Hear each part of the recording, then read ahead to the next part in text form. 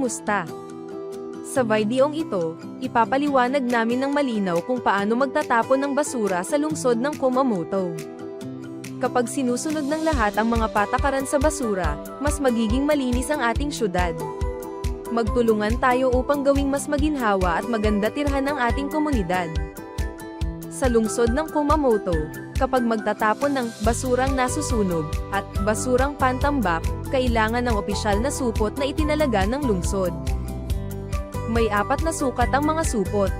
Mabibili ang mga ito sa mga supermarket at convenience store. Para naman sa mga materyales na maaaring i-recycle, mga boteng PET, mga plastik na sisidlan at supot, at mga tiyak na item, itapon gamit ang malinaw, transparent na supot ng basura. Mula Abril taong 2026, madadagdagan ng bagong uri ang supot ng basura sa lungsod ng Kumamoto. Tulad ng dati, pwede pa ring gamitin ang kani-kanyang supot para sa basurang nasusunog at basurang pantambak. Dagdag pa rito, may bagong supot na maaaring gamitin para sa alinman sa 2 uri ng basura. Gayunman, hindi nagbabago ang mga patakaran sa paghihiwalay. Huwag pagsamahin sa iisang supot ang basurang nasusunog at basurang pantambak. Ang basurang hindi nahiwalay na intama ay hindi kokolektahin. Maaari pa ring gamitin ang mga dating supot, kaya huwag mag-alala. Sa lungsod ng Kumamoto, may 8 pangunahing uri ng basura. Tingnan natin isa-isa ayon sa kanilang kategorya. Basurang nasusunog. Ito ang mga maaaring itapon bilang basurang nasusunog. Para sa basurang pagkain, patuluin ng mabuti ang tubig. Para sa mahahabang bagay gaya ng bat na kahoy na hanggang 1 metro ang haba, balutan ng supot na opisyal maliit na sukat o mas malaki at itapon. Ilagay ang basurang nasusunog sa opisyal na supot. Talian ng mahigpit ang bakanan ng supot. Papel. Para sa papel, ang laki ay dapat kasing laki ng card ng negosyo o barahan ng laro pataas, tulad ng dyaryo, carton, paper pack, at mga aklat. Ang dyaryo at flyer, carton, paper pack, at mga aklat at kwaderno ay atali ng krus paalang at patayo gamit ang lubid bawat uri. Huwag balutin ng todo gamit ang tape. Para sa paper pack, buksan, banlawan ng bahagya, at patuyuin. Ang maliliit na papel ay ilagay sa paper bag. Kapag umuulan, ingatan na huwag mabasa. Kapag nabasa, hindi na ito mare-recycle. Ang susunod ay ang mga plastik na sisidlan at supot. Ilabas ang mga plastik na sisidlan at balot na may markang plastic, tulad ng cup ng instant noodles, mga supot, bag, mga boteng walang laman, mga pack at tray, mga pangprotekta bubble wrap, foam, at mga takip at label. Ilagay sa malinaw, transparent na supot. Banlawan ng bahagya ang mga plastik na sisidlan at supot bago itapon, at patuluin ang tubig. Kung hindi matanggal ang dumi kahit banlawan, ilagay ito sa basurang nasusunog. Susunod ay mga materyales na maaaring i-recycle. Ang mga materyales na maaaring i-recycle ay kinabibilangan ng kaldero at kawali, mga boteng walang laman at lata, lumang damit, at bisikleta. Ilagay ang mga ito sa malinaw, transparent na supot. Para sa boteng walang laman at lata, banlawan ng bahagya at patuluin ang tubig. Tanggalin ang mga takip. Kung marumi ang kaldero, kawali o mga bote at lata, itapon bilang basurang pantambak. Para sa lumang damit, labhan muna bago itapon.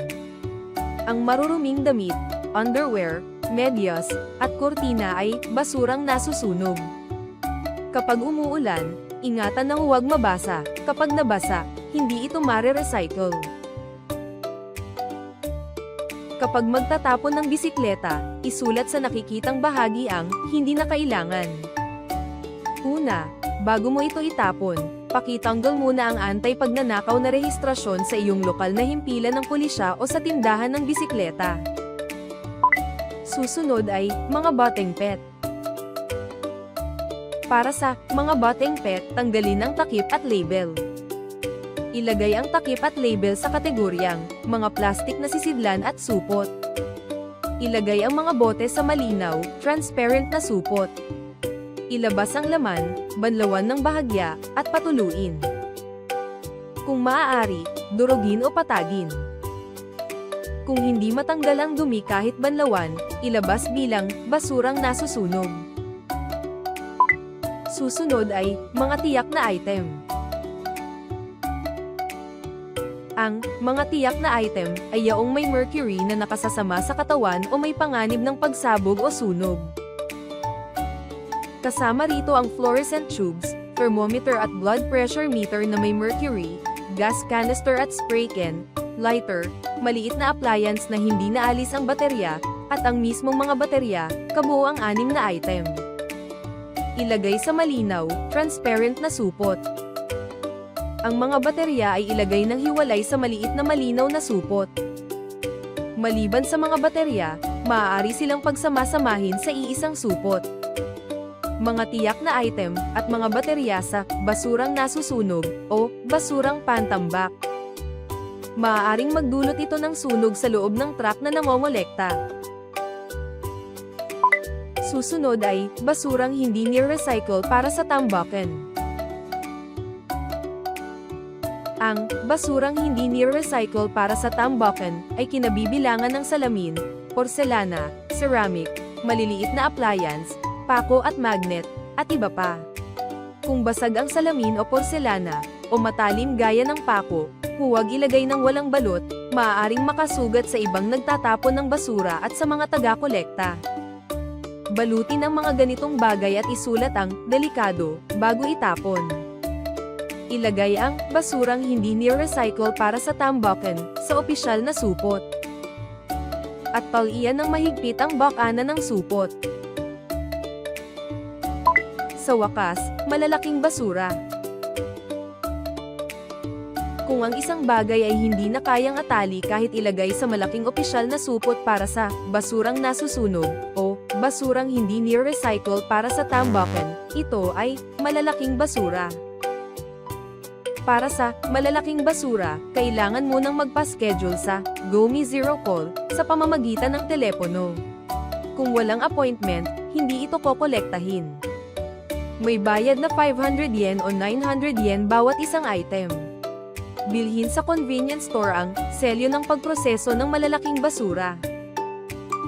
Kung may problema kayo sa malalaking basura, mangyaring tumawag sa SODAN Plaza, 096 hanggang 359-4995. Isulat ang iyong numero ng pagtanggap sa selyo, idikit sa malalaking basura, at ilabas sa itinakdang lugar at petsa ng kolekta bago 8:30 AM noong araw ng kolekta. Maaaring abutin ng 2 linggo o higit pa mula sa araw ng aplikasyon bago makolekta.